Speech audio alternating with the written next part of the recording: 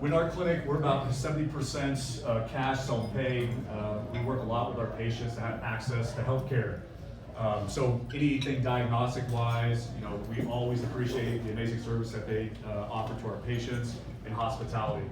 The ever-changing landscape of healthcare, just because somebody can't have access to things, we allow easier access, essentially, okay? Now, the silent culprits, okay? We're gonna be really highlighting a lot of spinal ligament injuries, modern diagnostics that are coming into the space here and into the market of PI, okay? The landscape is changing. Coding updates, okay? Sprain strain coding.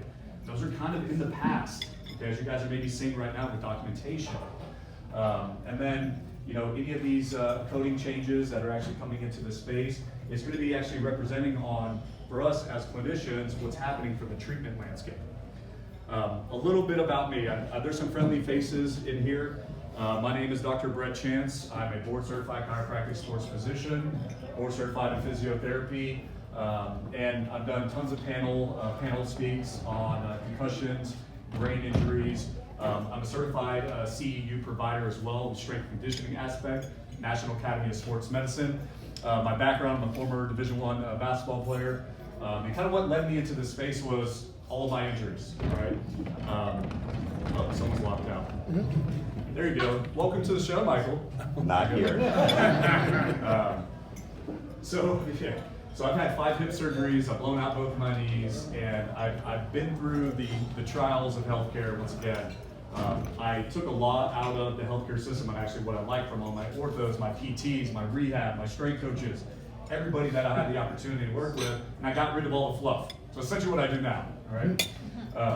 But in this space, I am the owner of obviously Winter Park Chiro and One Wellness RX, and we are all about functioning, high performance, recovery, longevity, okay, at the end of the day.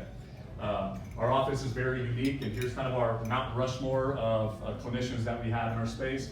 Dr. Chloe Barnes, she's not here tonight, but she is one of very few chiros in Orlando who actually specializes in pre and postnatal and also pediatrics, okay? Her network runs very deep with the OBGYN community for actually establishing a basis of care and any imaging that may be warranted during this.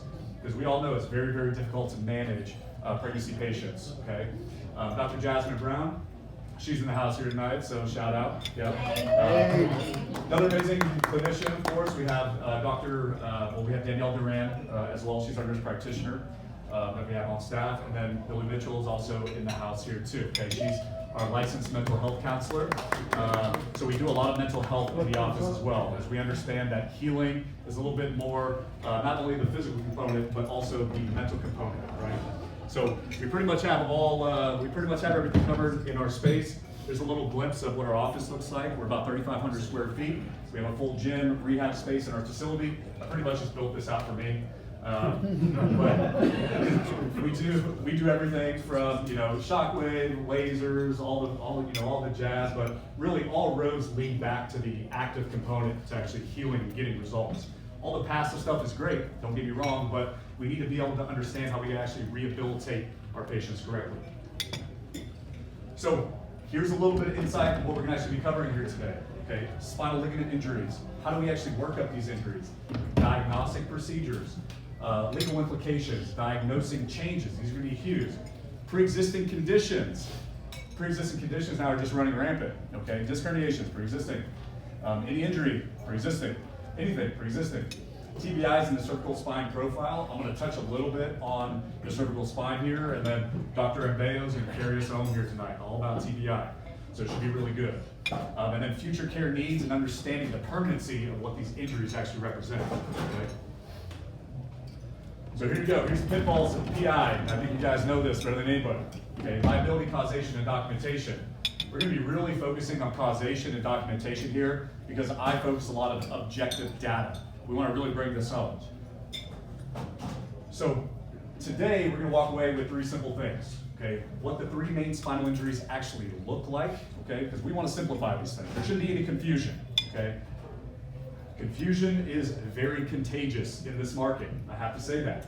But how can we easily triage our clients, okay, and our patients, even if you're not a medical provider? what to do if your client has this type of injury. How do we actually triage this patient? Where can we refer to? What do I need to be worried about? So everything that we do is operating under the the facts of guidelines and consensus here on what these injuries actually represent. So the first two guidelines are actually chiropractic guidelines, which we adhere to in our profession. And then the last four here is AMA guides or crop whiplash guidelines as well for treatment. Okay, in the chiro land, that's obviously what I focus on. Orthopedic and surgical guidelines and insurance policy. So I have a lot of receipts here today at the end of this. If you guys want some of our care packages, either make sure I know Natasha has some of your emails. If you guys want anything dispatched out to you, let Ashley know. She's going to be taking any information. And then also Nexus guidelines for our x-ray utilization studies. Why do we want to x-ray versus MRI maybe first, or why do we want to MRI versus x-ray first? So we need to kind of know these things. Now, to keep it very simple, we're only really working up two tissues of the spine here. Okay, your bones and connective tissue. That's pretty much it.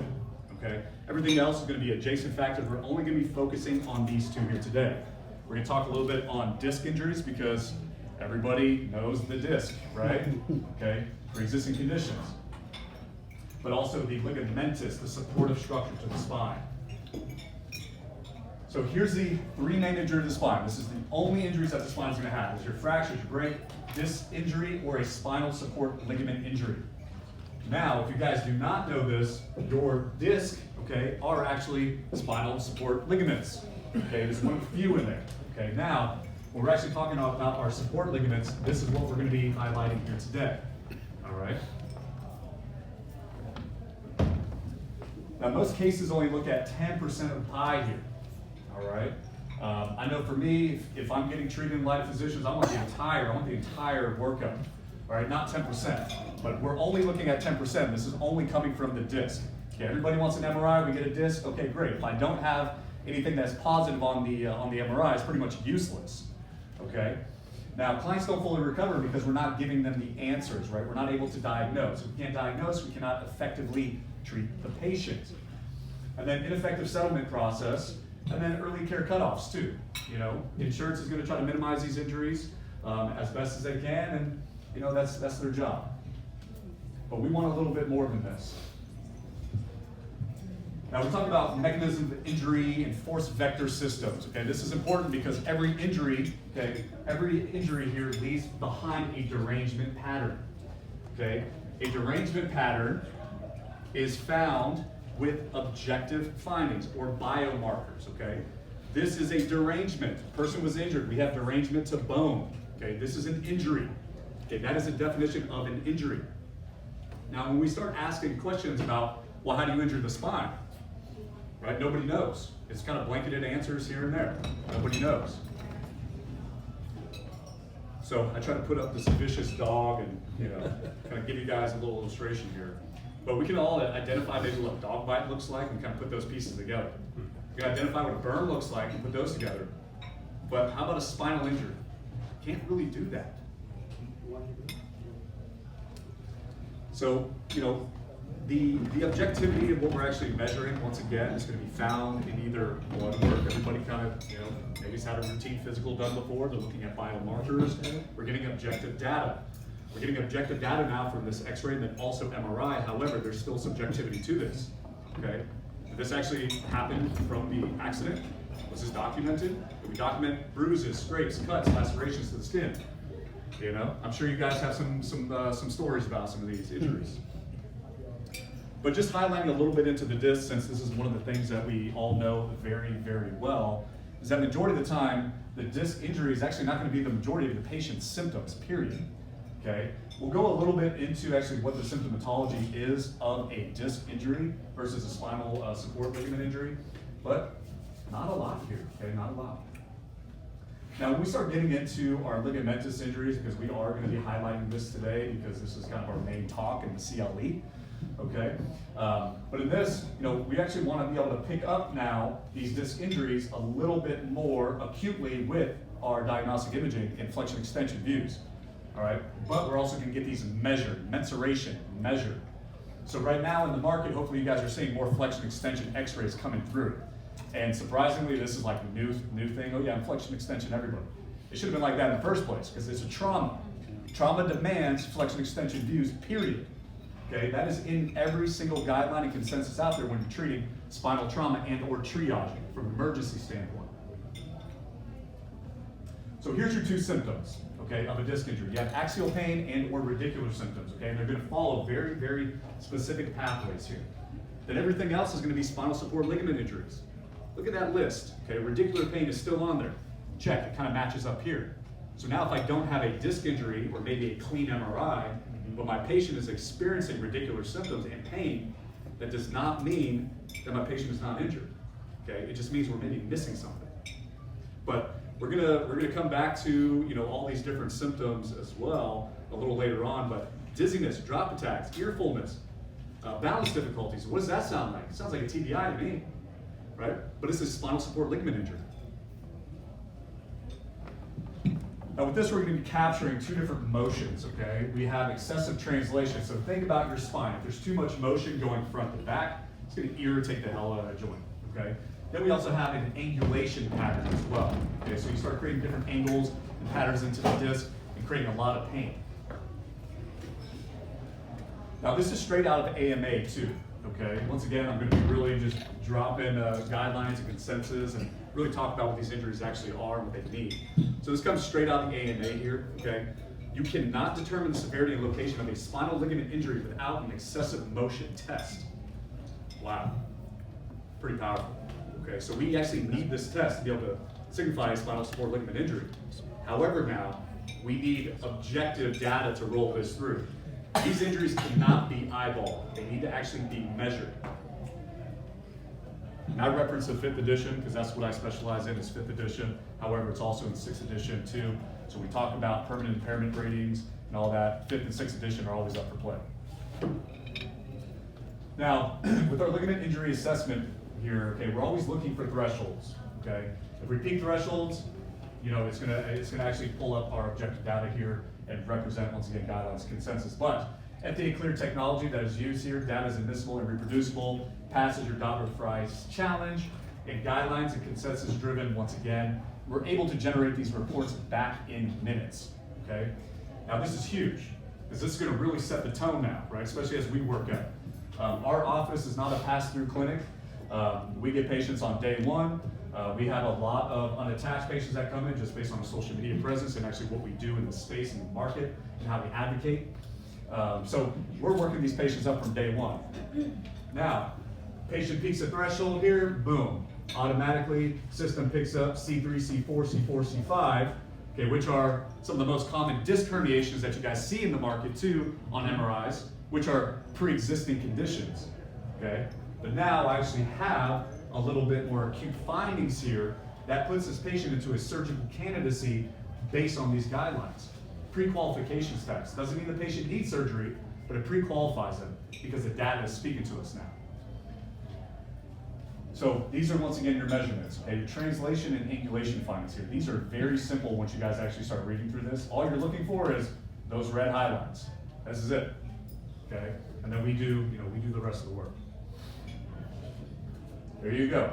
Okay, national guidelines and medical studies and consensus, okay, deem this a serious injury.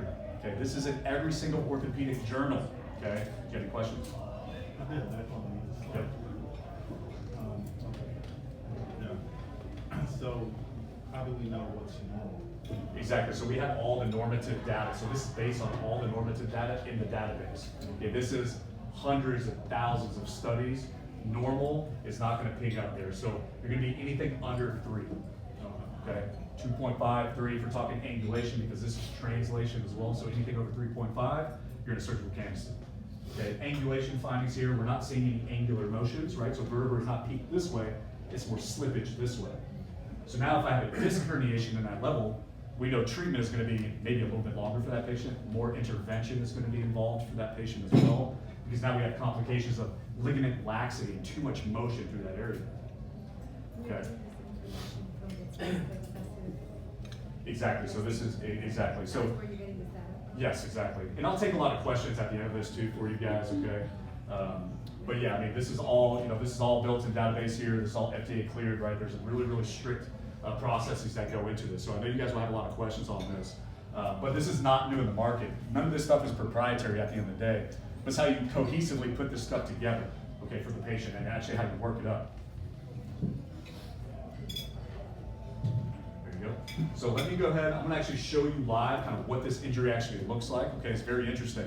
You're gonna see your facet injuries here. You're gonna see your disc herniations. You're gonna see your ligament injury here, okay? And this is more acute.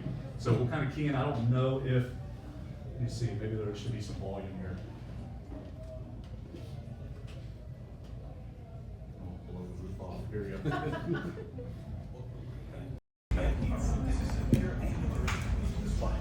Yeah. It's forced into angular motion and exceeds the limits of that motion. The spinal support ligaments are damaged, and when the spinal support ligaments are damaged, the only place where they So all that red is acute inflammation, okay? So here you will see excessive angular. There's no disc up there, guys. So if I'm sending patients out, okay, for different imaging, there's no disc up in that upper cervical area. Okay, so we actually need to understand the symptoms once again, so we can go back to that. Dr. Mbeo is going to highlight a little bit of the symptomatology here today too, and I'll touch a little bit on that, but that's essentially what the injury looks like, so we can kind of visualize it. You have two different components, your angulation findings, right, that wedge, or a translational finding. Now, we see this all the time, okay? 30% of your tested clients will come back with surgical levels of red ligament damage in these areas, okay? I have some, I have interesting stats on this, and we see this every day as we're working up patients live. Patients who come in, PIP exhausted, all these things, had care, surgical candidate. No wonder why you haven't gotten better in 2 years. Okay? No wonder. We don't know what we're treating, we don't know how to stabilize. And you're still having the same symptoms as you did on day one. That's the problem. So once again, here's all the different factors of spinal ligament injuries here. Facet joint injuries. Okay, disc injury, spinal segmental instability. So this is more in our lane. Nerve root compression, neurological symptoms, myofascial issues, trigger points, right? All those things that we see. Postural and balance issues, cervicogenic headaches as well, right? These things are just running rampant. So exclusive procedure report. Okay, for us, hospital, emergency room, they're just trying to triage blood and guts at the end of the day. Looking at dislocations, if nothing is warranted. For severe complications, we're going to send you on your way with some muscle relaxers. We know how the game is. Okay, doctor's office is going to be very generalized too. They're going to only be identifying a break, fracture, or any other sort of dislocation that may be kind of identified through that. Radiologist reads as well. Okay, these are very, very quick. Remember, this cannot be eyeballed. It actually has to be measured. All right. So once radiologists they start actually eyeballing this and doing measurements, now it becomes subjective. So you get 10 radiologists who are actually doing all these dot points, which is hundreds of thousands of dot points on the spine to actually get this data. Everybody's going to be different, right? Inter-examiner reliability. This is reproducible every single time. When I run a patient through, we're going to get the same reading back over and over and over again. So this is how we triage. This is how we triage some of our patients in office. Now remember, everything is a little bit different, but I'm going to highlight kind of the X-ray here today. Okay, we're going to see the injured patient. We're going to get our images performed. We're going to do all stress imaging, right? Because Nexus guidelines they tell us that this is a trauma. I need flexion extension views, right, to evaluate ligamentous issues. Now I also need A to P open mouth. Bend, bend. This is going to help me evaluate now upper cervical ligament instability. So if I have maybe TBI that's warranted, okay, TBI that's in there, or symptoms of a TBI, but TBI maybe comes back negative, but symptomatology is there, it's just not making sense. Here it is, okay, this is why. Upper cervical, cranial cervical junction, there it is, there's your money. Now, this is really where I like to kind of dive into because once again, this really sets the tone for the patient workup, and I love this stuff. But we're gonna automatically be able to get the grades of sprain, the exact location and severity of this injury, acute findings. Rateable AMA findings, I may be able to pick up a permanent impairment rating on my day 2 visit, okay? Coding changes, orthopedic and surgical guidelines, but establishes baseline of care for us at the end of the day, all right? Now, here we go. So just like you can sprain an ankle, a wrist, you have different grades of these things. Okay, have you guys ever had categories of grades of sprains in the neck come through? Anybody? Hands? A grade 2, a grade 3? Right? Yep, exactly. So these are all in guidelines and consensus for orthopedic and surgical journals, orthopedic guidelines. This is in there. Insurance policies, Aetna, Blue Cross Blue Shield, United. This is in there. Okay. However, we're not getting these diagnoses here because we don't know what we're looking for yet, but we will, hopefully. All right. Now it's going to help objectify the severity and location of these injuries. Okay, we'll get a little bit into coding changes, but this is actually more, your whiplash associated disorders or your dorsopathy or your facet syndromes that you guys get. All right. This is that injury speaking to you. This is a facet injury. Okay, this is a dorsopathy. This is a whiplash associated disorder here. All right. Now, in this space here, our orthos, neuros, they love this stuff, of course, because now they have objectivity actually where they're injecting. Okay. So if you go ahead and inject a old disc herniation, which is deemed pre-existing condition, and the patient didn't get better from the injection, well, it's more of a diagnostic procedure at that point, okay, and they will admit that. Okay, I have some great conversations. I have some good friends who are orthos and neuros, and they'll tell you, yeah, we go off what the disc is presenting to us, but that's not where the patient's symptoms are actually coming from. Maybe it's a section above and or below. So we don't need these diagnostic procedures actually being done on our patients here when we actually have the severity and location of the injury. So better, this is going to help us make better referrals here for our and determine the causation of disc herniation, so the mechanism of injury. Okay, causation is always huge. Obviously, it's always up for debate, especially with some of you guys in here. But we're actually able to, once again, pinpoint if there was pre-existing conditions. We need to understand that and document that. Okay, comorbidities, we need to understand these. And that needs to be happening on day one, all right? And I will touch on that a little bit more too as we get going. But pre-existing conditions are actually very easy to master. Okay, they're very easy. Optimizing referrals with surgical guidelines. All right, here you go. Here's one panel here, okay? This one came out of Epicor, which is kind of like another Blue Cross Blue Shield entity. But this is in every single insurance policy. So like I said, at the end of this, I do have a care package for you guys. You can actually see all this stuff laid out. We reference this in all of our notation. Patient pre-qualifies for surgical guidelines based on orthopedic and surgical guidelines here, referencing AMA. That's in our documentation. All right. Then we spitfire that out to our orthos, neuros, our TBI specialties, right, that actually understand this stuff. Because to be honest with you, as the more I'm doing this stuff in the market here, remember, we're not a huge PI practice, okay? But I know how to triage and work up injuries, okay?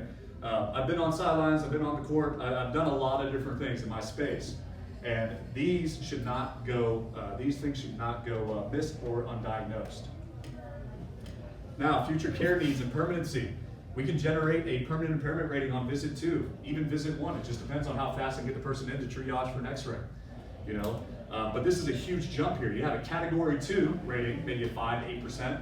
We're looking at pre-existing condition on a disc, or maybe looking at a sprain strain, maybe their asymmetrical range of motion, fine.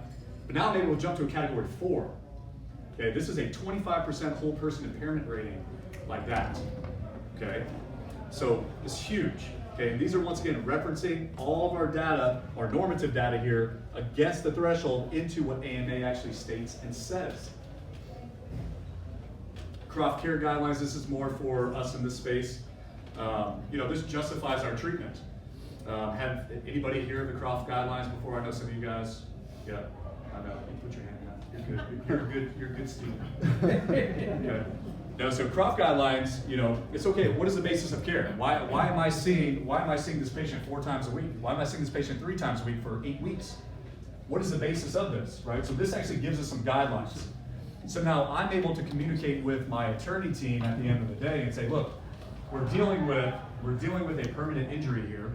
This is going to deem a little bit more, care, but maybe 45 visits, 76 visits, maybe start planning if you guys need demands or anything like that. These should be fast too. All right, if I have this permanent injury, we need to move pretty fast, get them through ortho, neuro, get everything cooking quick. All right, but this will at least lay some standard, right? Once again, these are some guidelines here for us. I could treat this person maybe 56 weeks or up to 76 visits, even less. Okay, we're way under that threshold. So this is going to help with any IMEs as well. On your tables here, I have an IME utilization form that I put out. And essentially what this is, we give to our attorney teams and also our patients, and we're actually notified that they have an IME scheduled. If you guys let us know, this is almost like a little bit of a narrative report as well. But once again, we just highlight everything on there. We basically lay the basis of what we're doing as far as treatment and our diagnostics go. So when we talk about our guidelines, what we adhere to in our clinic, and then we just state the facts, right? We want all objective facts in there. And I ask them to confirm or deny. Can you guys confirm or deny that this is true? Confirm or deny that this is true? Are those injuries there? Are the symptoms there? Is the data there that supports this? Where are we at? Okay, we don't get cut off unless we're not told anything. All right, and we're really proud of that, right? Yeah. Exactly. Because yeah, I mean it's brutal out there with some of these IMEs. Okay, they don't even look at the patient, they don't even touch the patient. But this is where we set the standard once again. Okay. Now this is huge for me. Once again, I triage a lot of athletes. I just had an orbital fracture in my office the other day. Flew in from LA, came in. Professional athlete, didn't want to tell their med staff, so they came in, okay, sent them out for imaging, orbital fracture, great. Obviously concussed too, okay, but flew back on a plane, high pressure scenario. But now for me, okay, I'm still gonna do my due diligence, right? I'm a part of her care team, all right? She's a part of our practice.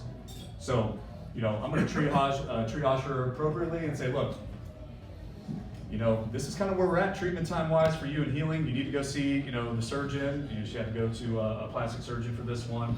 But yeah, this is going to give us a basis of basically, freeing our athletes too, all right? Or maybe, weekend warrior who wants to get back into jiu-jitsu, but they just had a pretty bad concussion or some upper cervical ligament damage as well. We need to know when to release these patients or kind of hold back. So quicker degeneration through the spine whenever we have some pre-existing conditions already noted, right? Disc injuries, disc herniations, and then also our ligamentous changes as well. So ligamentous is going to put a little bit more motion, right? Excessive motion through that joint, more wear and tear. It's going to quickly accelerate the degeneration process. Once again, maybe leading into more future care needs or permanency of injury at that point. Whenever you guys get like narratives back on some of these and like permanency of injuries once again and like future care needs and maybe some ridiculous numbers that kind of come up, this is kind of where we're actually stating some of these numbers. You have the American Headache Society, the Pain Society, and U.S. Pain Foundation. These are kind of the pillars in that realm of things where we're actually calculating for final like impairment ratings and when we're actually putting together all the numbers. Once again, it's different with every patient, of course, but these are at least some like generalized numbers that are out there. Now, with the technology here, we actually don't need the patient to go through digital motion here. Okay, the technology actually allows us to quantifiably put the spine into objective motion. So we can actually take still images and move the patient through flexion extension on the technology. All right, so these dot points, I know it's going to be a little hard to see, okay, but we're actually stabilizing this area of L5 here, and we're moving motion at S1 and L4. So we're actually able to see where are we at here. I can go segmentally all the way up to the spine to see which joints are either fixated or moving too much, all right? Fusions, dissectomies, depending on, the flavor of the ortho-neuro. Once again, back in the day, and even still today, they go in and they kind of eyeball these injuries when they're in and doing surgery. They say, okay, I think I'm going to fuse maybe L3 to L4, L4 to L5, then this is going to yield a better outcome. Okay, it's interesting. Here's C4 stabilized. We'll talk about that. Here's C4 stabilized against C5 and C3 here. Now, when we have offsets of these dot points here, that's instability. Okay. However, right now we don't have any data that actually shows how much instability is actually there. So right now I can say absolutely we have some instability here. We have a little bit of an anterior listhesis, right? Or a retrolisthesis. You guys probably heard some of those terms before, right? A forward slippage or a backward slippage. That's excessive motion. We just talked about that. But now we're actually putting numbers on this. Okay, we're getting the objective data to it. All right. Once again, again, I just want to highlight this too, okay? Consequences of these type of injuries. We have your spinal instability. This is going to be number one. We need to clear that up. If we do not clear up and stabilize the spine, everything else is still going to be really inflamed. We're still going to have those symptoms. So we need to understand how to stabilize this injury. And of course, conservative management, yes, all day long. Chiro, PT, patient education. We want them to really, really be involved in this process here. Obviously, we need to go ahead and send to ortho neurospecialty too, because it's not just Chiro saying this. It's just not my notes, right? Our providers, our network, and who actually understands these. It's all put together, it's all cohesive. My documentation matches my ortho, my neuro, because they get it, they understand it. This is more progressive thinking, okay? Pain management, once again, they love this stuff because it's objective. They know exactly where they need to go. RFAs, joint procedures. Right now in the market, PRP is hot, right? But we need to know why. Why are we using PRP? In some of these scenarios. PRP is hot, but it's very expensive too. And then surgical intervention if it's needed. Guidelines and consensus on what this injury actually means, okay? This is a permanent, this is a serious injury deemed by all these bodies. So I'm going to touch a little bit on just the cervical spine profile. I'm not going to get into TBI because we have specialists here on that, Dr. Mbeo. But I'm going to talk about what we briefly touched on as far as the upper cervical profile, okay, and how this manages.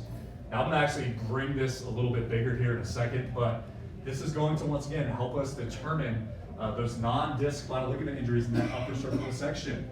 All right, now here's all of your symptoms, okay? Let's think about this.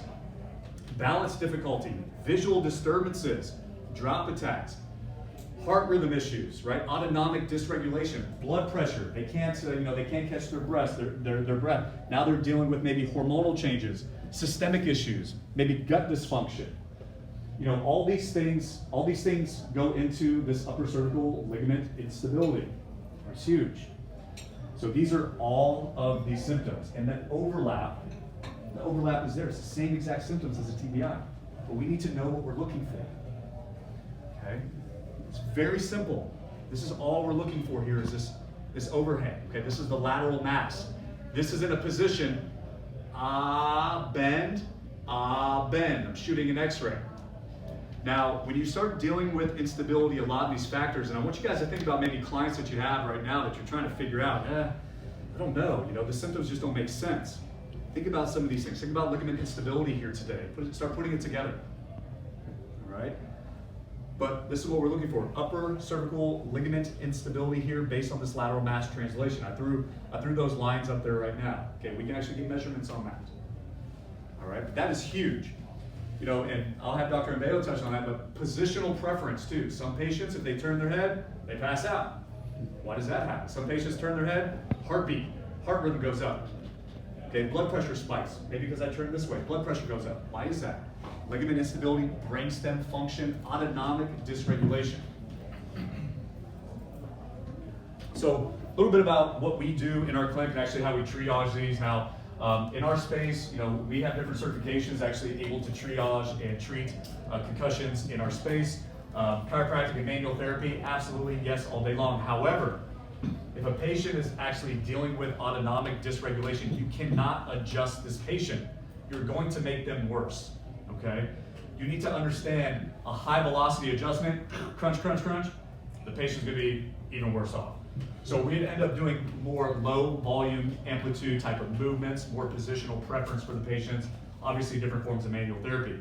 Number one treatment for TBIs is exercise, yay! So we actually manage our patients with HIPAA compliant remote apps as well. We do a lot of remote training with them, and they're able to log all their symptoms. We put it, boom, ping it right back into EHR. Throughout this process, of course, is our education and reassurance. I mean, all this I'll touch on, but education and reassurance with that, we got their back every step of the way. We're not handing the patients out to text, guys, okay? It's myself, Dr. Barnes, Dr. Brown. I mean, we're doing the legwork, okay? We're getting after it because we want to see our patients succeed. It's not that text or anything or doing anything wrong, but we'd like to have a hand and a stake in the game with this, all right? Nutrition, supplementation. We just talked a little bit about maybe hormonal changes, right, that maybe come about. systemic, new allergies that are present with a patient who's never had allergies before. This is gonna stem from an altered gut microbiome now when I have an injury here into the brain, and how actually this translates into your gut microbiome, right? Gut-brain axis is a real thing. So I also need to be able to treat this too. So in the PI landscape, do we build nutrition and supplementation? No. Here's Amazon, here's our screened list. This is gonna help you succeed and get a hell of a lot better for maybe 80 bucks. Let's do it. High dose antioxidants, glutathione, N-acetylcysteine, TUDCA, all these precursors that actually help clean this up so then we can heal, all right? Then also, I mean, we have mental health in our office too. Billy Mitchell, she's absolutely amazing here, but this is one of the missing pieces at TBI as well. You know, patients are all often left with anxiety, depression, PTSD disorders, right, afterwards. That's for me. Now, if I don't have a concussion diagnosis, then I'm sent out to psychology or neuro. Usually they're gonna label that patient now as having some sort of neurocognitive disorder, a psychological disorder. Now that's on record, okay? But that's not really what the patient is maybe dealing with, right? These are effects from an injury that maybe haven't been diagnosed, actually haven't been triaged or treated correctly. So we have an amazing support system because once again, the physical stuff is usually pretty easy, but it's the mental component that usually gets all of us. Trust me, I've been down in the dust before, and it is not easy to continue to get back up and get back up and get back up and get back up. Okay, if you guys had any injuries, you know how tough it is. The mental aspect will eat you up if you don't have a good team behind you. So here you go, coding changes, okay? Hierarchies of coding. This is where the structure actually changes. Let's do a little behind the back there. Here's some AMA changes, okay? Ligament laxity. These are the terms that Colossus and the AI bots now are going to tell you in the language of insurance policies. You have ligament laxity, check. Loss of segment integrity, check. They love the alteration of motion segment integrity here, okay? That's their verbiage. Translation and angulation motion, fine. But remember, that's injury yields a 25% whole person impairment rating here. So instead of sprain strain, that's good. That's a good initial diagnosis while we continue to get some more testing done. But then boom, we have our testing, we have objective data, now we're into spinal ligament instability here, ligament disorder codes. Okay, hierarchy of coding. That pings through the insurance carrier system, Colossus, and all the other bots I'm about to show you. There's about 120 of them. Now they just scan quickly, they look at all my CPTs and all my ICD codes, they say, all right, in a click button, I'm able to now generate demographics from this state, put everything together collectively and say, here's our settlement. This person's not injured. We've seen this injury many times in a click button. It's pretty interesting. Here you go, dorsopathies, right? These are your facet syndromes. These are more of those acute injuries that's usually diagnosed. But now we gotta get more specific. Disorder of ligament, cervical, lumbar, lumbosacral, whatever it may be. Atlanteoaxial joint, whatever it is. The Colossus factor. Okay, you guys are pretty familiar with this guy here. Okay, but this is what DXC technology, this is before, okay, Colossus kind of took over here. This is what Colossus says about Colossus. This isn't me. Okay, this is what they actually say about their own technology. Documentation is not comprehensive, the software will undervalue the patient's claim. Their goal is to teach the insurers and people behind the desk actually how to read these type of injuries. But it starts from the diagnostics, it starts from the diagnoses, and also the documentation. So here you go. I won't play this video, you guys can look at this later, but this is Clyde. Clyde is your first AI bot that's out there. But Clyde basically trains everything. So you have Colossus, Injury IQ, Medico. Injury IQ is big, same thing with Colossus. They all kind of group in together. But these are some of your technologies out there that is scanning your CPTs, your ICD codes in a second. Okay, so this is kind of who we are up against as clinicians in order for coverage to be basically sent out or dispatched, or benefits that may be exhausted or things like that. So here you go. You're only as good as the provider's notes at the end of the day, right? This is always a tough one. So game plan to be able to execute, right, is we set the tone here, right? Offense, the defense. And our defense is we use guidelines and consensus. We keep it simple. If the injury's not there, it's not there. All right, it's easy for me. If we get pulled into depots or to trial or anything like that, it's easy, Clarity. 70% of auto accidents have this overlooked injury. So regardless if it's a surgical finding or not, the data is very, very high for ligament disorders in the cervical spine and in the lumbar spine. And then 30% of these numbers here you're looking at a spinal support ligament injury that deems a pre-qualification status as a spinal fusion and or a discectomy or some sort of spinal surgery. Your 4 key terms of pre-existing conditions, this will be in your care package. I just kept this one in here. This is usually for some of my docs that I have out there in this space. But dormant pre-existing conditions, active pre-existing conditions, aggravations, right? Pre-existing conditions and exacerbations here. I won't get too much into that, but essentially, we're able to once again justify more acute causation of these type of injuries with our workups. This is another reason why disc injuries are basically considered pre-existing, right? Wear and tear over time. Everybody in here has a disc herniation, but are we symptomatic or not? That's kind of the thing, right? Are we symptomatic? No. But we can take probably everybody in here and 90% of us will ping up with disc herniations in our spine. That's just how it goes. Now remember, with that ligament injury, okay, it's gonna make the disc herniations a hell of a lot worse. A hell of a lot worse. Disc injury correlation, okay, higher amounts of excessive motion will yield, right, more of a likelihood of disc damage in that specific area. Okay, we have so much research and literature that backs this. Now, common scenarios. Now, I was actually talking to one of the guys earlier here, is we have no MRI findings. No MRI findings. Clean MRI. What do we usually do? What do we do if we have a clean MRI, guys? We send out for a second opinion? DC. Right? Yeah, exactly, right? No, not in these cases. Yeah, so no MRI finding doesn't mean that the patient is not injured. Okay, it doesn't mean that the patient is not injured. We just don't know what we're looking for. So we have to understand these workups. But no MRI findings, you can have a patient who's qualified for a spinal fusion, right? Because we're doing ligament testing. We're looking at the excessive motion. But you can have excessive motion and have no disc herniation. You cannot have a disc herniation without excessive motion. So it's interesting. MRI disc bulges and ligament damage. Once again, more treatment, complicated case, more rehab, significant ligament damage here, and MRI disc herniations or protrusions, extrusions, however you want to label them. Once again, more treatment duration that's going to be needed. All right. Now, if it's just a soft tissue injury, that's what we usually hear. 6 to 8 weeks of treatment, patient's going to be fine. Right? But this is in the surgical guidelines. It's in every insurance policy out there. We have to understand how to diagnose and actually how to get there, right? And getting out of the cervical strain is fine. It's a good placeholder, but we continue to work up. So that goes back into documentation. Remember, we're doing re-exams. Coding needs to change, right? Shows, once again, hierarchy and understanding of actually what we're doing with the patient. It adds layers to them, it adds layers. But we need instability coding here, okay? Pre-lit value. Okay, it's not an MRI, right? An MRI is valuable in pre-lit. X-ray is valuable, right? But it's not the report that has value, it's the findings at the end of the day. It is the findings of the injuries. Now, this is going to objectively show, once again, the findings and peak thresholds here. All right, and where we're at. Whether it's a surgical level, maybe not so much a grade 3, right, surgery, maybe a grade 2, right, or maybe even a grade 1.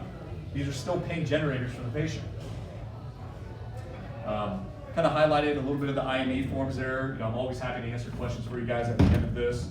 I know we're a little cut on time, but the IME forms here, these are for our patients, for the attorney teams. Once again, this is a little bit more of a narrative stack for us. And we keep track all the way through. It comes time for depot and trial. I don't have a huge stack of patient documents that we go to. We know what we're treating. I need just a one-page paper, we're ready to roll. Because we know what we're treating, we understand the injuries, we understand our diagnosing, we actually understand the workups.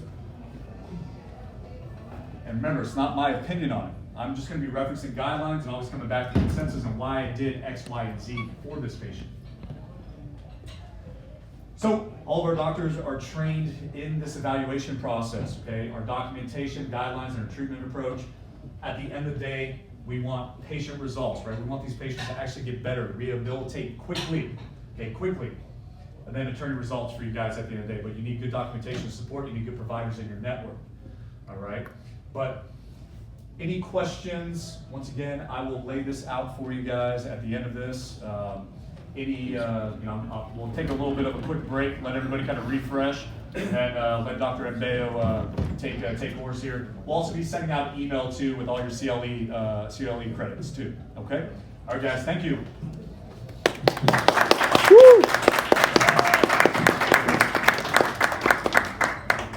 Talk about the cervical spine.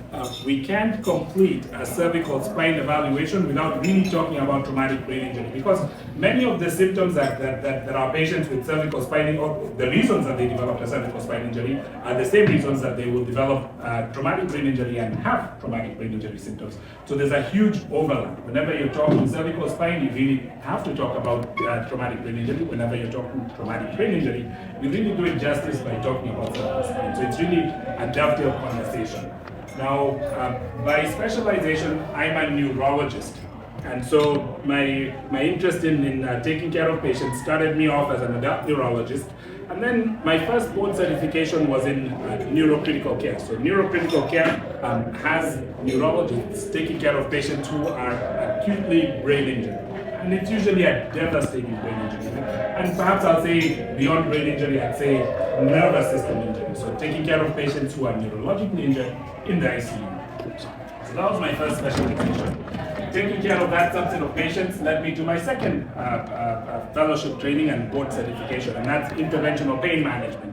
And so one of the huge gaps, as you're aware, in caring for our patients is how do we care for their pain? How do we manage their pain? How do we evaluate their pain? What are our treatment options? So being a neurologist, being a brain injury specialist led me to interventional pain as a specialization, and that's a board certification. My other board certification, by virtue of seeing a lot of patients with traumatic brain injury, was brain injury medicine. So I'm quadruple board certified, and traumatic brain injury is really close to my heart for multiple reasons, including just this subset of patients that are quite underserved. Now, what we will talk about, and I'll give that overview of it, and we'll do that abbreviated version of this talk. But the hope is that at the end of this talk, we'll have been able to talk about the definitions of traumatic brain injury. We'll be able to recognize what patients with a traumatic brain injury will typically present with. We'll talk about diagnostic approaches. How do we make a diagnosis of this condition? We'll talk briefly about treatment strategies. We'll talk about some of the innovations in evaluating and treating patients, including complex spine imaging, as we just talked about. But what are some of those innovations in making this diagnosis? And then that will also put us together with perhaps talking about how do we approach traumatic brain injury at the Brain, Spine, and Pain Institute. So really talking about how we look at this disease process, how we evaluate it, and all that. Now, what is a traumatic brain injury? You'll see different definitions, and then I'll talk about perhaps briefly about the change to how we define traumatic brain injury in 2025. But broadly, when we talk about a traumatic brain injury, what we are really saying is a dysfunction in the brain. It's an injury to the brain arising from external forces being delivered to the brain. So an external force delivered to the brain, and then the consequences of that force delivered to the brain. Now, in the past, we really thought about traumatic brain injury as fall from a height, land on your head, and that will cause a traumatic brain injury. We thought about TBI as a baseball bat to the head, that will cause a traumatic, and those will cause a traumatic brain injury. But what we're also learning is just transmission of force to the brain. Acceleration, deceleration. So patients that we see a lot, or individuals we see a lot, acceleration, deceleration, that force is sufficient to cause traumatic brain injury. Blast injury, talk about in the military. So again, not a direct blow to the head, but blast forces transmitted to the brain can cause traumatic brain injury and can cause the symptoms that we classify as traumatic brain injury symptoms. Now, you'll hear people talk about some of the terms here. Is a traumatic brain injury an open traumatic brain injury, or is it a closed traumatic brain injury? What we're talking about is the skull damaged enough or fractured for us to have communication between the outside and the inside. So is it an open injury or a closed injury? You'll hear the term diffuse axonal injury.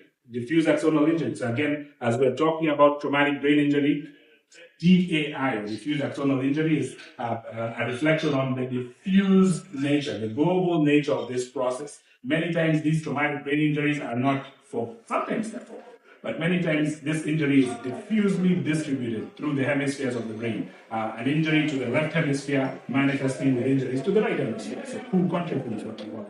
An injury to the front of the head manifesting with lesions on the back of the head, in the occipital part of the head. We call that a diffuse process. So diffuse axonal injuries is a term that you hear a lot. And then certainly with the kind of radiology that we have access to nowadays, specialized MRI scans, we're able to demonstrate diffuse axonal injury. But and that's a process you hear us talk about. You will hear people talk about post-concussion syndrome. So that's a cluster of symptoms that patients that have suffered a traumatic brain injury will often exhibit. So post-concussion syndrome. So that's just a few of those, an overview of some of those terms you'll hear us talk about. But again, a cluster of symptoms that will arise because of injury to a part of the brain. So traumatic brain injury. Now, in the past, you heard, and we still do, but you heard a lot about how we graded the severity of a traumatic brain injury. And you heard people talk about a mild traumatic brain injury, you heard people talk about a moderate traumatic brain injury, and a severe traumatic brain injury. So we use that as a gradation.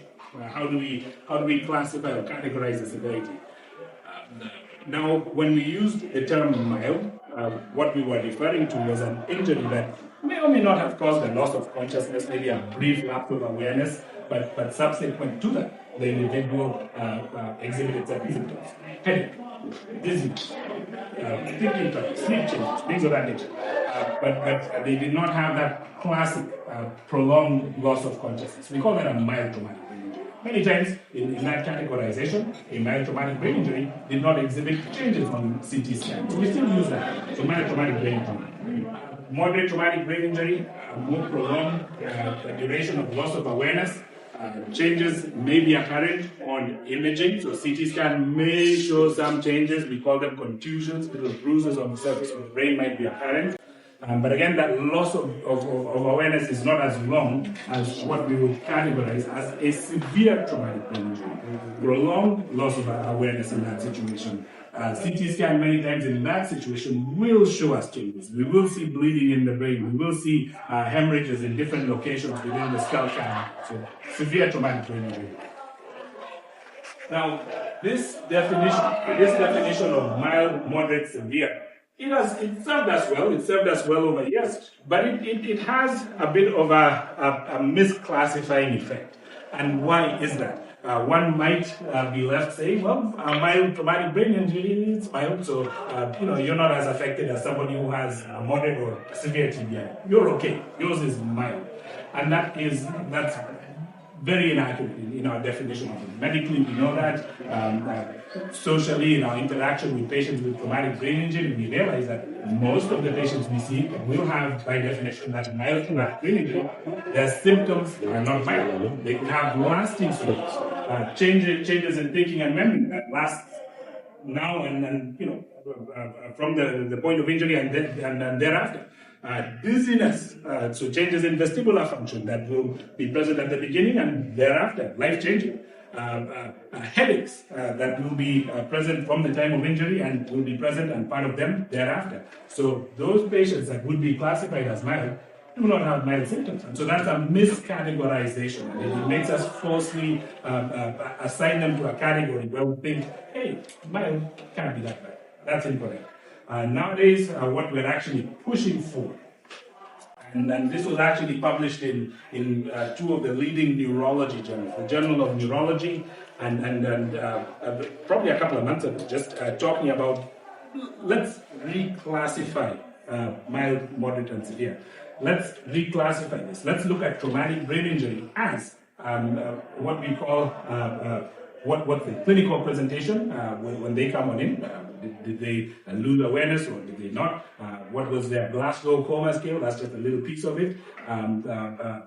What was the injury that led to the traumatic? So the clinical characteristics of the injury.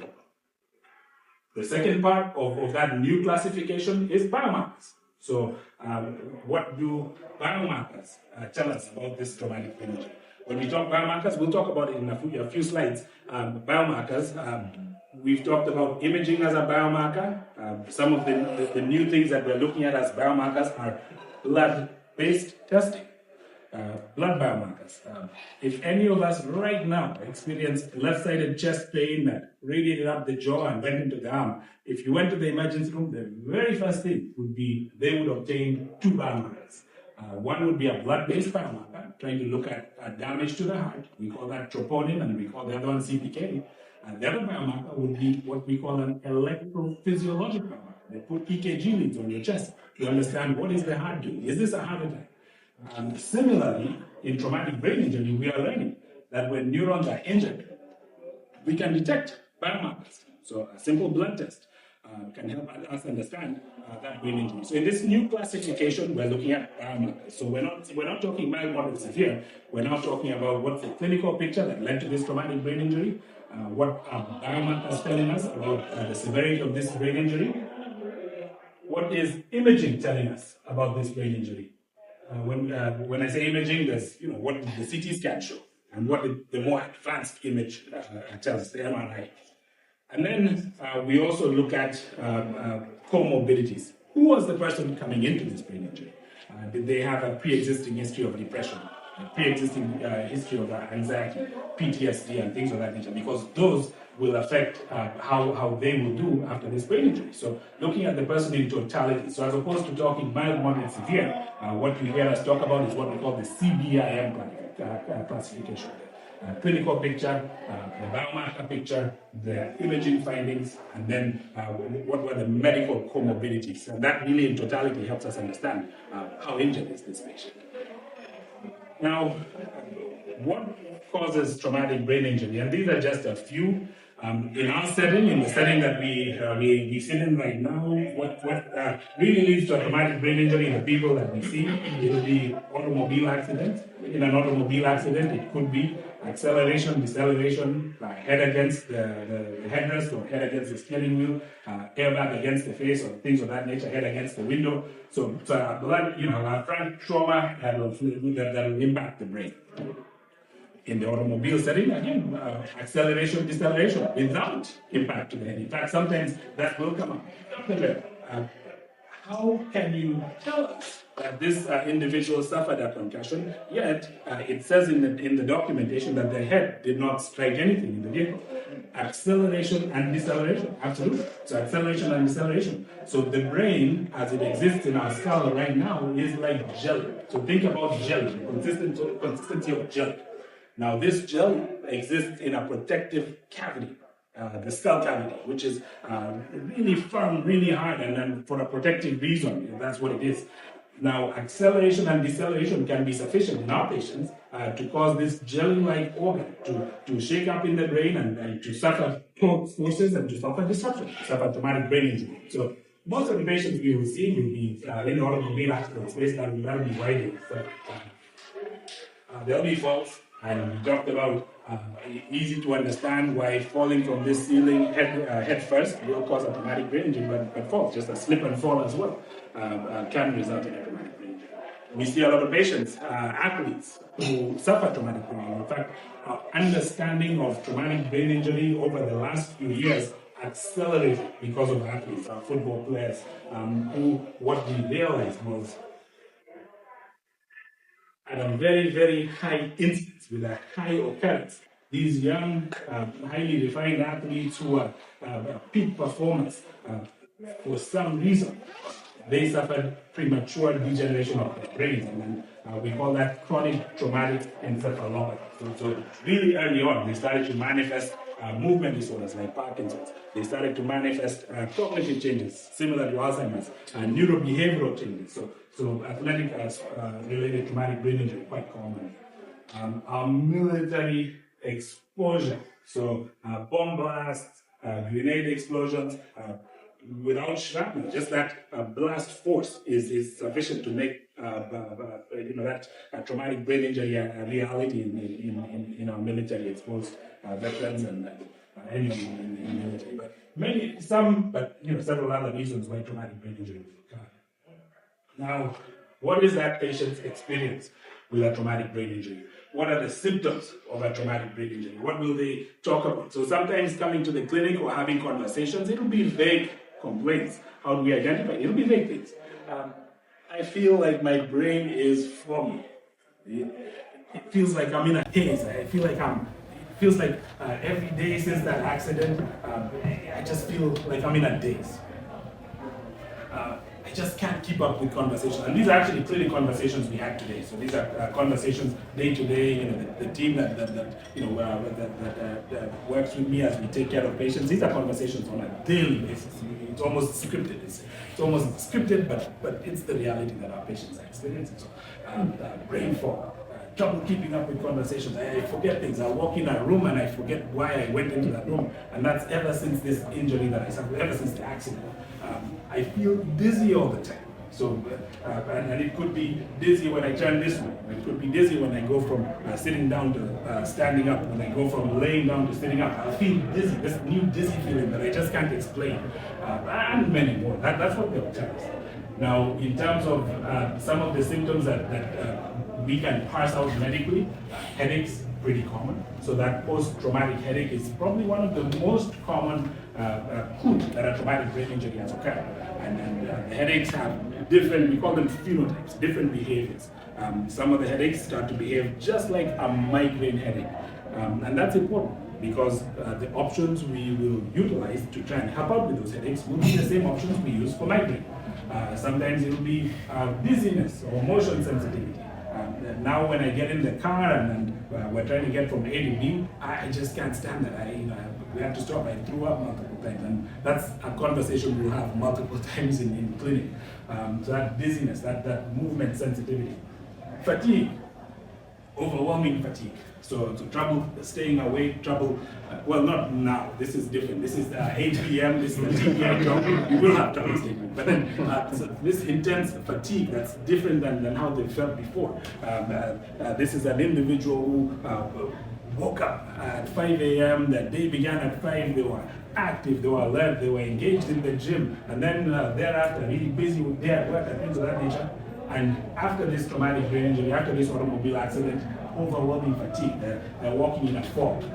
Sleep changes, actually quite common. Sleep changes, sleep disruption. I can't fall asleep. When I do fall asleep, all it takes is that to wake me up. I'll fall asleep, and in the morning it's as though I didn't have any sleep at all. So disrupted sleep, wake cycles, quite common in traumatic brain injury. On top of that, it could be pain or discomfort. So discomfort in the cervical spine. When I sleep this way, when I lay this way, my arm goes down. When I lay this way, I'm overwhelmingly dizzy. So just disrupted sleep-wake cycle is part of it, and then a few other physical things causing that further aggravated and disrupted sleep. Light sensitivity, noise sensitivity, we call that phonophobia, many times associated with the headache. Ringing in the ears, we call that tinnitus, and it'll be just, all it takes is asking, have you noticed any ringing?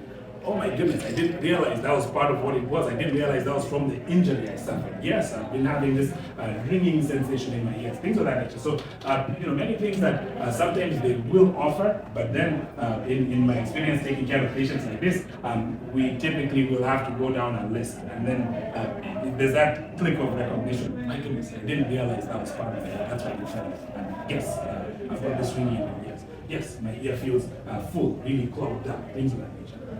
Emotional changes. We were talking about some of the emotional disruptions that we will see in many of our patients.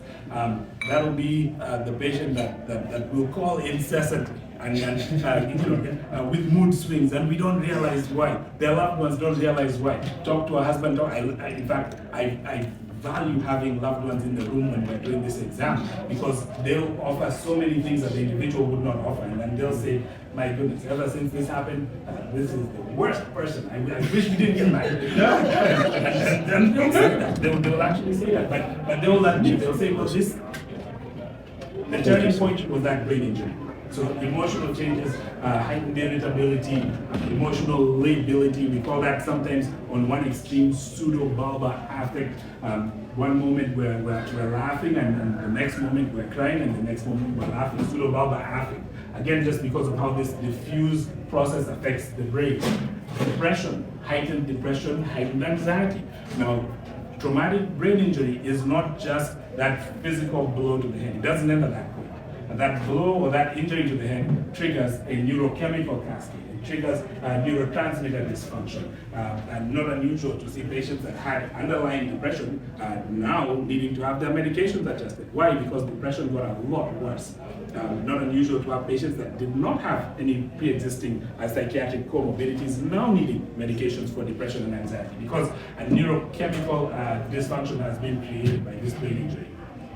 We talked about mood swings, we talked about personality changes, we talked about the cognitive changes, memory lapses. I stepped in the room and I have no idea where I went. We had this conversation multiple times. I keep repeating myself and things of that nature. Cognitive processing delays, word finding problems. We actually talked about word finding problems. Trouble with executive functioning, so executive functioning disruptions, visual disruptions, hearing changes, and this is just a few. Balance problems, altered taste, altered smell. Actually, a big one. Altered taste, altered smell. Why does that happen? So, the olfactory nerve, the smell nerve, is located in a place within our cranial cavity where it is very easily disrupted. It's in a vulnerable place. So with this acceleration and deceleration that the brain gets put through, it's actually one of the first nerves or the first parts of the central nervous system to get disrupted, olfactory dysfunction. And then people don't realize it until we actually talk about it. Food doesn't taste the same. It tastes like cardboard. Tests using special olfactory assessment tools, and what they realize is everything smells like coffee. And that includes bananas, includes oranges, includes soap, includes peppermint, everything smells like coffee. So when you actually present those stimuli, there's a special test we use for that. You will see alterations in taste, alterations in smell. We call that anosmia, we call it microsmia, depending on how severe it is. And interesting is that on imaging, we can see some of those changes in the brain. So on MRI, so a carefully done MRI done in the right way, you're able to demonstrate the disruption in the olfactory nerve, the smell nerve. So olfactory dysfunction, quite common. And then heightened sensation as well. So many other things. And these are just truly some of them. We've not even talked about the endocrine, the hormone disruptions that happen. The pituitary gland sits within the skull cavity in a very sensitive location. We call it the sella turcica. So it's a little cavity in the skull, within the skull cavity.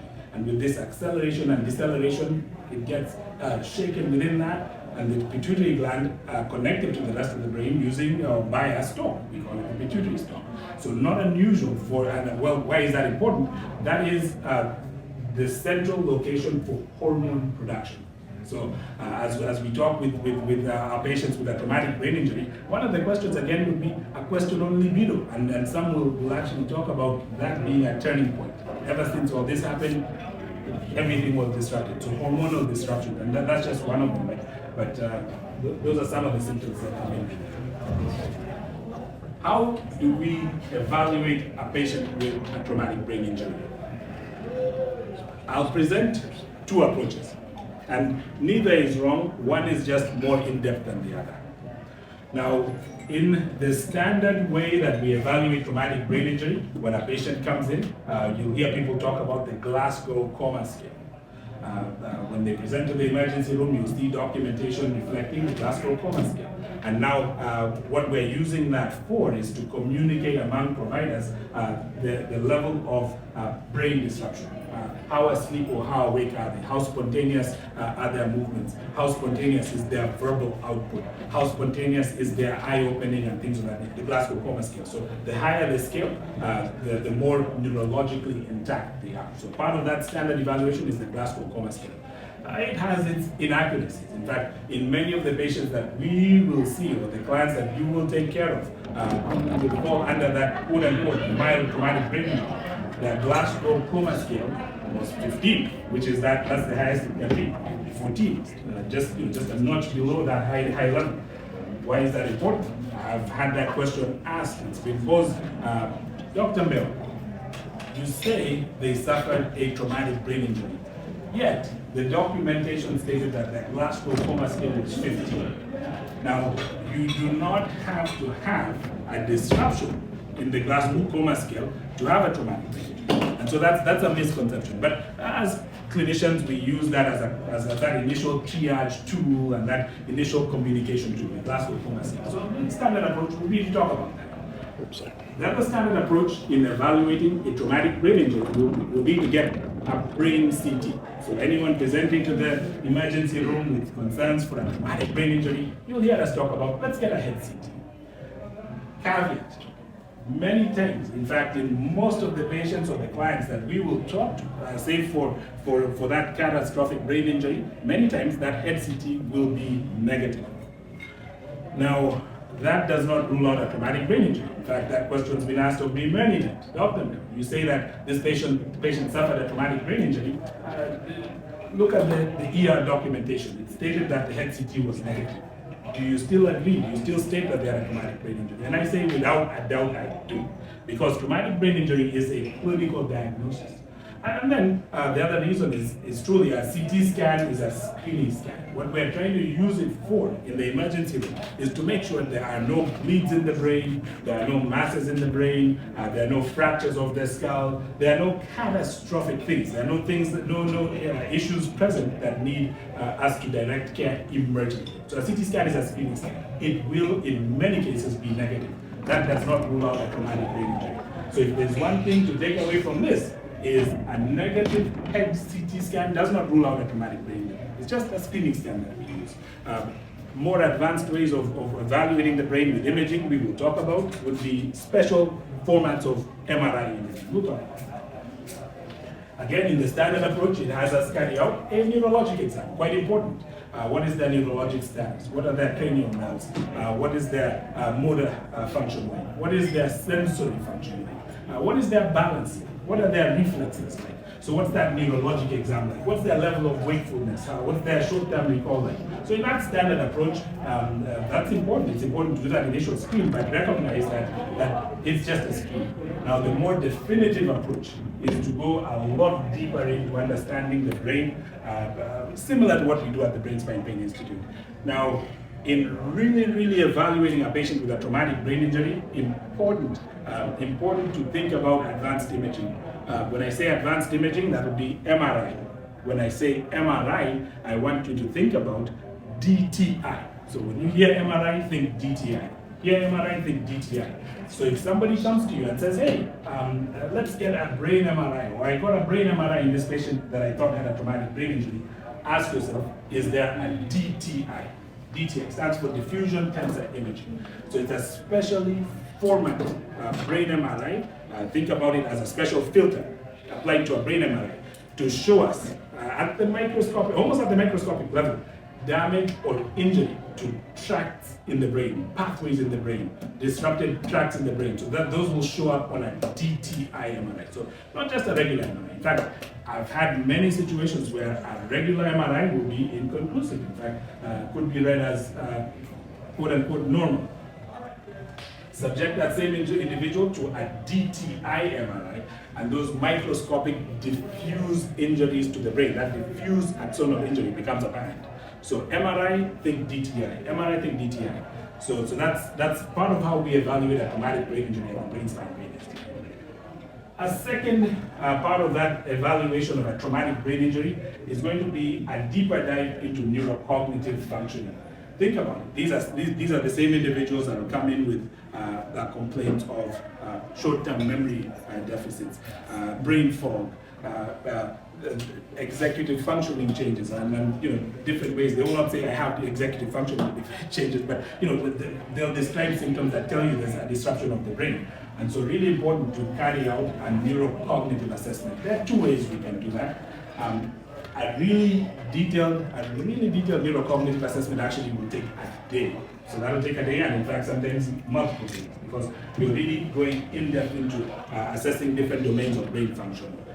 There are screening ways that we can, or screening tools we can utilize that will take about an hour to give us similar information. Again, understand this memory dysfunction that they are experiencing. So at the Brain Spine Pain Institute, what we will utilize will be neurocognitive testing to understand the cognitive changes that many of these patients will experience. Another way that we assess, another part of our assessment battery when a patient comes in with a suspected traumatic brain injury is what we call computerized dynamic posturography, balance testing. Think about many of these patients coming in with complaints related to being off balance, dizzy symptoms. Whenever I go from sit to stand, I'll have that feeling, I'll be overcome by that feeling. When I go from laying down to sitting up, or when I lay flat down, I will notice this head spinning feeling. So computerized dynamic posturography is a very objective way of understanding this balance dysfunction that they come in with because of the traumatic brain injury. Now, as a neurologist, a way that I would do it at the bedside to understand their balance function is a test called the Romberg's test. Put your feet together, close your eyes, and let's see if there'll be any sway. Now, sway would be what we call a positive Romberg. So they're unable to maintain their balance function when you take away visual input. So a positive Romberg test. Another way we would assess would be, well, after a glass of wine or two, a little more challenging, but tightrope, have them, walk that tightrope.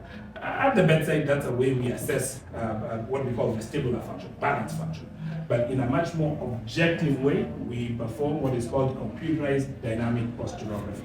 In a simple way, standing on a platform, which is a hydraulic platform, sometimes a hydraulic platform, but a digital platform, and we're able to the end, understand any sway, any deviation from their normal center of gravity or their center of sway. So posturography really helps understand are there any balance deficits in this patient that has dizziness and balance symptoms, and objectively show it. In fact, objective data is what we're really trying to demonstrate. So a Romberg test could be interpreted as positive by one neurologist and negative by another. Take away that subjective evaluation by using objective data. So computerized posturography answers that. So that's part of that battery. When we talk about our TBI assessment battery at the Brain Spine Pain Institute, that will be one of the important tests that we perform. Another test that we utilize as part of our traumatic brain injury assessment battery is what we call oculomotor evaluation, oculomotor assessments. Now, in a simple way, at the bedside as a neurologist, I'd take out my pen and I'd say, follow my pen just with your eyes, or follow my finger just with your eyes. And at the bedside, we will do that test and try to understand, are there any eye movement dysfunctions resulting from this traumatic brain injury? Why do we think that? I chuckle with my patients when I tell them the cartoons have it right. If you've ever seen a cartoon get whacked on the head, you'll see their eyes loop around and then pop around. Oculomotor dysfunction is a pretty common disruption that will result from a traumatic brain injury. If you've ever seen at the sidelines of an athletic event, an individual that gets concussed, part of the assessment is going to be an eye movement assessment, because a concussion typically disrupts eye movement function. And so at the bedside, follow my finger just with your eyes, but in a more objective manner, in a way that takes away observer bias. We perform what is called oculometric testing. And then there are different tools. We use a tool called the right eye. You'll hear people talk about a video nystagmogram or VNG. And then there's other tools that can be used, again, to answer that question. Are there any eye movement disruptions resulting from this concussion? Another reason that's important is because understanding that or demonstrating that leads us to how can we help alleviate some of these concussion symptoms. If we demonstrated eye movement dysfunction, one of the helpful tools in rehabilitating a patient with a traumatic brain injury will be balance and eye movement focused physical therapy, vestibular and ocular focused physical therapy. The question's been asked, Dr. Mbeo, you have diagnosed them with a traumatic brain injury. What next? What do we do next?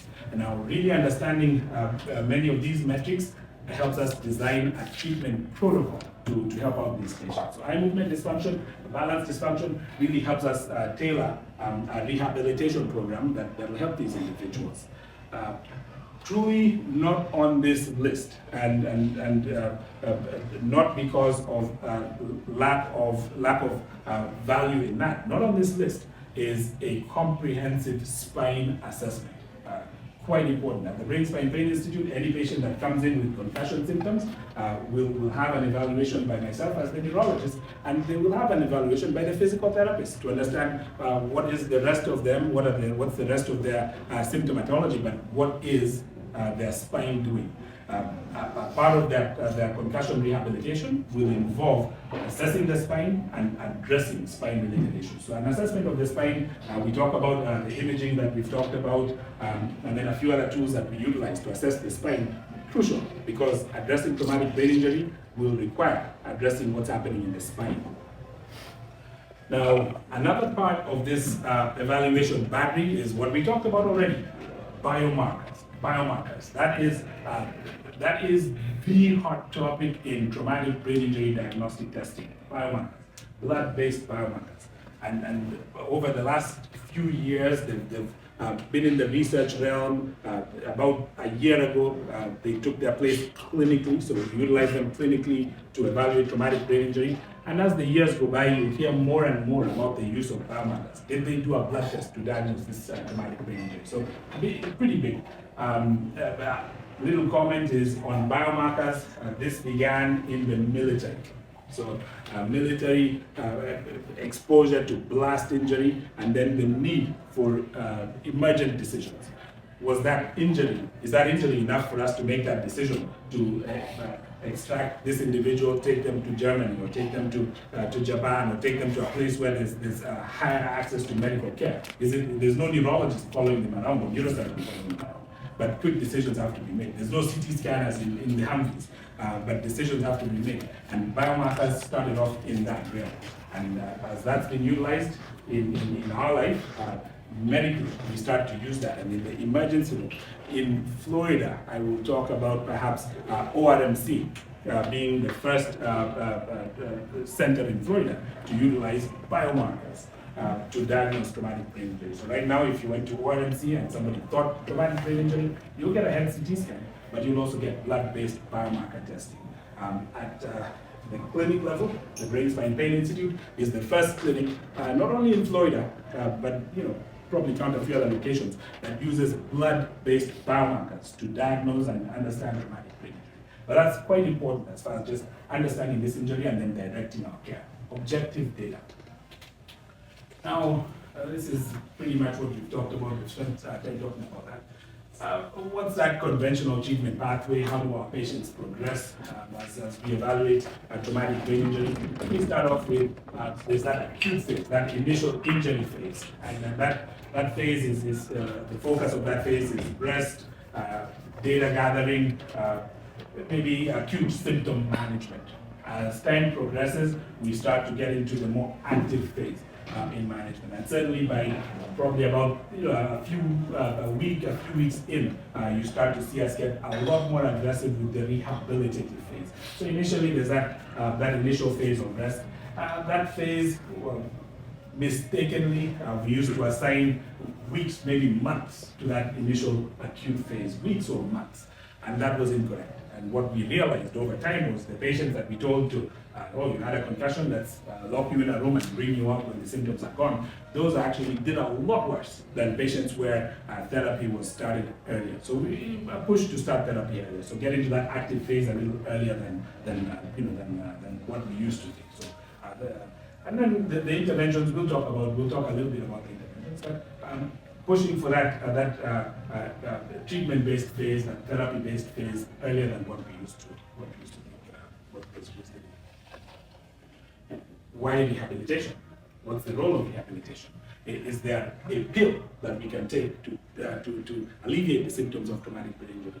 In short, the answer is no. And the medicine is movement. So as I have a lot of these conversations with the patients I take care of, I tell them the medicine will be movement-based interventions. It will be movement-based therapy. We might have a pill to try and help reduce your headaches. We might try something to help improve your sleep quality. We might try something to try and help relax the muscles and reduce your muscle spasms. But the true cornerstone of getting you better is physical therapy. So that's quite important. Now, when we talk about the interventions we utilize, there'll be what you hear. You'll hear about people talk about vestibular-focused rehabilitation, dizziness and balance rehabilitation. That's why the diagnostic process is important. Are they dizzy? Okay. What is the extent of their imbalance? Objective data will tell us that. Good. How do we rehabilitate that? So vestibular-focused, balance-focused rehabilitation. Cognitive rehabilitation. I forget where I went into the room. my trail of thought. I'll lose my trail of thought in the middle of conversations, things of that nature. Again, active rehabilitation for that. We talked earlier on about speech therapy and the role of occupational therapy, speech and language pathology in taking care of patients like this. We've talked about actual muscle-based or muscle and joint focused physical therapy. Why? That this same injury that has afflicted the brain many times has afflicted other joints. So we have to rehabilitate the neck, we have to rehabilitate the lumbar spine, there'll be other joints we have to address. So myofascial or muscle focused, joint focused physical therapy will have a role. Psychological support, quite important. This was a traumatic exposure to many of these individuals. That very same highway where this happened is the very same highway that they will still on a daily basis need to get to as they go pick up kids from school, as they go from home to work, as they come from work to home, things of that nature. That same exposure, that same mode of transportation, be it a vehicle, be it an e-bike, be it a bicycle, be it a bus, is the same mode of transportation that day by day they continue to be exposed to. So there is a high component of PTSD in these individuals, heightened anxiety in these individuals, heightened depression because of, again, the neurotransmitter imbalances that set in. So addressing that is crucial in trying to help with their traumatic brain injury symptomatology. So we don't just focus on the physical, we must focus as well on the mental. And we'll probably some of the innovations, some of the newer approaches to rehabilitating our patients, well, evaluating and rehabilitating our patients at the Brain Spine Pain Institute incorporates many tools that we can look at as cutting edge in helping these patients out. Virtual reality, so incorporating virtual reality in assessing their balance dysfunction and rehabilitating their balance dysfunction. And we use different tools. I wish I had images of that, but one of the tools we use is called the Virtualis. So a virtual reality environment that the individual gets placed in. They would stand on a hydraulic platform that simulates movement, and in a way that again simulates day-to-day life. What they're seeing, for example, is skiing down a slope, or what they're seeing is their presence on a boat. What we are seeing is a lot of numbers, a lot of data, and we're able to use virtual reality as a tool to help assess and rehabilitate their balance dysfunction. Neuromodulation. What is neuromodulation? So using external energy to modify or modulate what neurons are doing. Now, at the Brain Spine Pain Institute, one of the innovative ways we use neuromodulation is what is called transcranial magnetic stimulation, TMS therapy, TMS. Now, TMS is magnetic energy delivered by a special device to a part of the body, in this case, the brain, transcranial magnetic stimulation. Magnetic energy, magnetic pulses delivered to the brain to enhance neuronal function for different reasons. Commonly is to help with treatment-resistant depression. Other reasons we use it is to help with heightened anxiety and PTSD. Off-label has been utilized in stroke rehabilitation, traumatic brain injury rehabilitation, helping with these refractory cognitive changes and headache symptoms that many of these patients will come in with. Transcranial magnetic stimulation. So again, the approach we use is what is called I'll say TMS plus, or another abbreviation we use is MERT plus. So transcranial magnetic stimulation paired with really focused neurorehabilitation. And we deliver that for X amount of time, usually 10 days and beyond 10 days depending on the individual's presentation. But neuromodulation. Other tools that we utilize are cognitive rehabilitation tools. One of the tools we utilize is called the SmartFit. In fact, as I look at this, I guess would have been a lot more helpful, a lot more visual to present some of the visual imagery, because it's a lot more exciting than it looks on paper. But SmartFit is one of the tools we utilize, and we use it for a role that we call dual tasking. So training or retraining our ability to do multiple things or take multiple steps. As humans, what we are doing, for example, is well, in the modern day, we are walking and we are on our cell phone. And we're not thinking about both of those tasks. We're able to engage in those tasks without really having to think about it. When a traumatic brain injury or brain injury occurs, that becomes challenging. That act that seemed so simple, that multitasking, it becomes quite challenging. And so we use tools like the SmartFit device to try and help retrain dual tasking, retrain balance while retraining cognitive function, retrain spatial recognition while retraining balance, dual tasking. So there's many ways we utilize the SmartFit device. Coming soon, coming actually very soon, is one of the cutting edge interventions in helping with traumatic brain injury, hyperbaric oxygen therapy. You'll hear a lot about it. As time goes by, you will start to see hyperbaric oxygen therapy actually take its place as one of the tools that we use to help out with traumatic brain injury rehabilitation.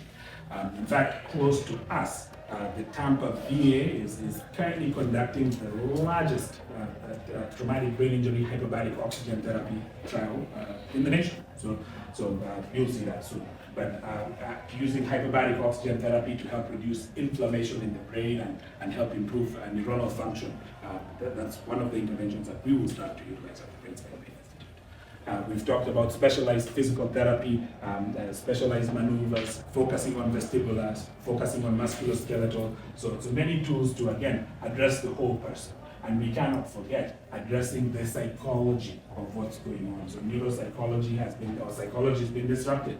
Heightened depression, heightened anxiety, PTSD becomes an issue, sleep disruption becomes an issue. So really addressing the whole person, not just the physical symptoms, becomes the philosophy in 2025, and certainly the philosophy of how we provide care at the Brain Spine Pain Institute. And this is, we've talked a lot about that. Now, takeaways as we close this conversation. TBI is a spectrum, and think about what we used to categorize as mild, moderate, severe. Now think about it as a spectrum, a cluster of symptoms. We're not just using the mild, moderate, severe classification. If you hear that, mild is not right. Many times these patients that are labeled as mild traumatic brain injury are lifelong afflicted with headaches, cognitive changes, vestibular dizziness, balance issues, and many others. So it's a spectrum. Advanced diagnostics matter.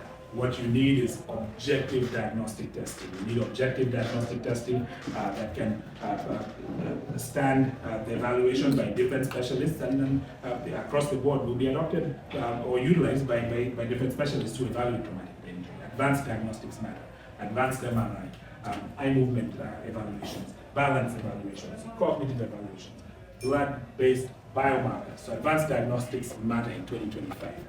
And then technology is transforming how our patients recover. We used to think traumatic brain injury, let's lock you in a room, let's have you come out a few months later when the injury is gone. Incorrect. Technology, when you're evaluating where to send patients for traumatic brain injury rehabilitation, is key. So there are lots of tools that we can incorporate into rehabilitation. And we've talked about imaging. If there's an imaging take-home pearl, a negative CT scan does not rule out traumatic brain injury. Negative CT scan just tells us there's no bleeding in the brain, there's no skull fractures. It doesn't rule out a traumatic brain injury. You actually need a specialized brain MRI, DTI. When you hear MRI, think DTI. MRI, think DTI.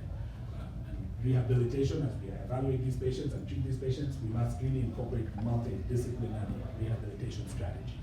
And we're really leading at the Brain Spine Pain Institute. We're really pushing the limits as far as leading in innovation, leading in incorporation of all these tools that we've talked about to try and help give our patients the best outcome. I've said a lot. Many of us to sleep. Hopefully, there's been some value to the conversation we've had. If there are any questions, let's talk.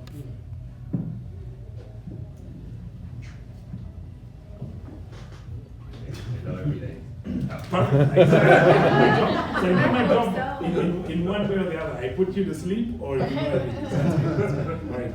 Good meeting everyone. Have a great evening. Thank you.